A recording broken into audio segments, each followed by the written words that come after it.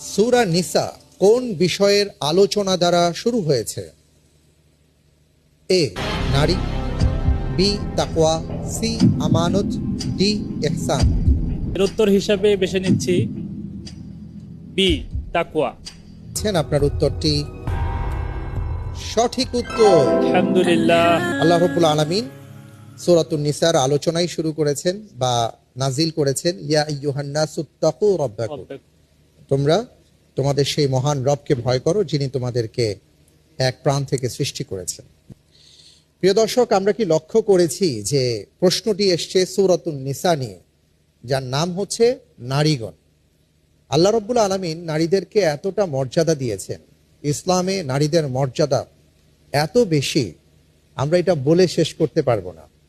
আমরা যদি লক্ষ্য করি, পবিত্র কোরআনুল কারীমে আল্লাহ সুবহানাহু ওয়া তাআলা নারীগণ নামে একটা সূরাই নাজিল করেছেন, পুরুষগণ নামে কোনো সূরা নেই। আসুন আমরা একটু ছোট্ট করে জেনে নেয়ার চেষ্টা করি। ইসলাম নারীর সর্বোচ্চ সম্মান নিশ্চিত করেছে, কখনো মা হিসেবে, কখনো স্ত্রী হিসেবে, কখনো মেয়ে হিসেবে, আবার কখনো বা বোন হিসেবে। জীবনের প্রতিটি বাঁকে বাঁকে ইসলাম নারীকে সম্মান দিয়েছে।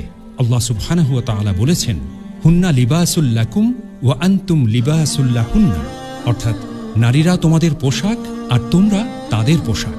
মহান আল্লাহ নারীকে মায়ের মর্যাদা দিয়েছেন। পবিত্র কোরআন হাদিসে মাকে সর্বোচ্চ মর্যাদা দেওয়া হয়েছে। পবিত্র কোরআনে ইরশাদ হয়েছে, তোমার রব আদেশ করেছেন তোমরা তাকে বাদ দিয়ে অন্য কারো ইবাদত করো না এবং তোমরা তোমাদের পিতামাতার সাথে সদ্ব্যবহার করো।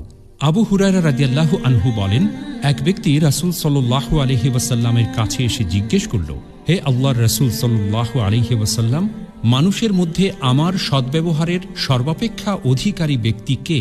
তিনি বলেন, তোমার মা। সে বলল, এরপর কে? তিনি বলেন, এরপরও তোমার মা। সে বলল, তারপর কে? তিনি বলেন, তারপরও তোমার মা। সে বলল, এরপর কে? তিনি বলেন, এরপর তোমার বাবা।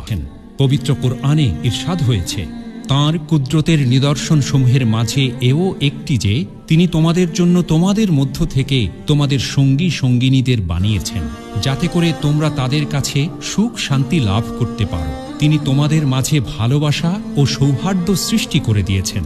একজন নেক নারীর মূল্যায়ন ও মতামতকে রাসূলে কারীম সাল্লাল্লাহু আলাইহি ওয়াসাল্লাম কতটা চূড়ান্ত বলে গণ্য করেছেন তা তাঁর হাদিস থেকে আমরা জেনেছি। তিনি বলেছেন, তোমাদের মধ্যে উত্তম সে ব্যক্তি যে তার স্ত্রীর কাছে উত্তম, আর আমি আমার স্ত্রীদের কাছে উত্তম।